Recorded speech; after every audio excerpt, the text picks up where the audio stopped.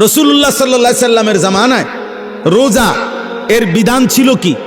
এর বিধান ছিল, মৌলিক নিয়ম ছিল যে নবীজির জামানায় প্রথম রমজানের রোজা রাখার নিয়ম ছিল সুবহে সাদিক থেকে, মানে সকালবেলা যেই ভোরের টাইম, সুবহে সাদিক থেকে রোজার টাইম শুরু হইতো। সন্ধ্যা হইলে, সূর্য ডুবলে, মানে আমরা যখন ইফতার করি তখন ইফতার খাওয়ার অনুমতি ছিল। কিন্তু তখন রোজা ছিল কেমন, মানে আমাদের নবীজির জামানায়, সাহাবাদের জামানায় রোজার বিধান ছিল এরকম যে সন্ধ্যা হইলে ইফতারির টাইমে যতক্ষণ পর্যন্ত সজাগ থাকবে, মানে আরেকবার ঘুম না যাবে, ততক্ষণ পর্যন্ত আপনার সে খাবার দাবার, স্ত্রীর সাথে মিলামিশা সব করতে পারবে। কিন্তু সন্ধ্যার পর থেকে নিয়ে যখনই ঘুমায় যাবে, ঘুম এসে গেলে নতুন রোজা শুরু।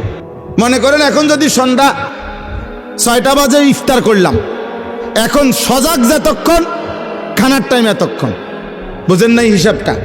সজাগ যতক্ষণ এতক্ষণ। 8টা বাজে ঘুমায় গেছে, রোজা শুরু। বা মাগরিব পড়ে বলে কদ্দুর শরীরটা ভাল লাগতেছে না, সারাদিন ব্যস্ত ছিলাম, একটু শুইছে, রোজা শুরু। এটাই ছিল বিধান, এটাই নবীজির জামানায় ছিল। কিন্তু এইটুকুর কারণে সাহাবাদের কষ্ট হইতেছিল। কি কষ্ট? দেখা গেছে অনেকে সন্ধ্যাবেলা ইফতারের সময় হয়তো সামান্য মাত্র পানি পান করছে, বা 2টা খেজুর খাইছে, অথবা খায় নাই। এরই মধ্যে মাগরিবের নামাজ পড়ে ক্লান্তিতে ঘুম চলে আসছে, এই কারণে আর খাবার খাইতে পারে নাই। সারা রাত্র আবার নতুন রোজা শুরু হয়ে গেছে, পরের দিন আবার সন্ধ্যার সময় খাবার অনুমতি। তো ফলে একদিন একজন সাহাবী সন্ধ্যাবেলায় খাইতে পারে নাই, ফলে ঘুমায় গেছে।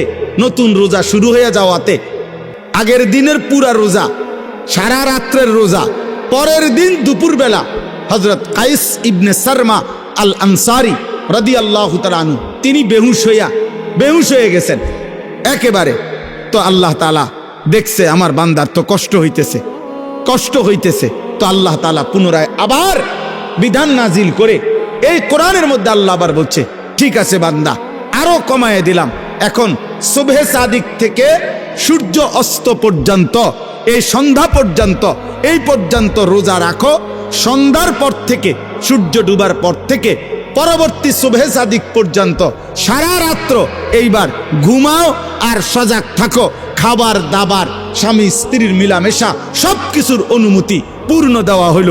ঘুমাইলেও অনুমতি আছে, না ঘুমাইলেও অনুমতি আছে। আল্লাহ তাআলা বলে, তবুও আমি চাই তোমার যেন কষ্ট না, আমি কষ্ট দিতে চাই না। এই বান্দা কি মায়া করে মালিক বলছে।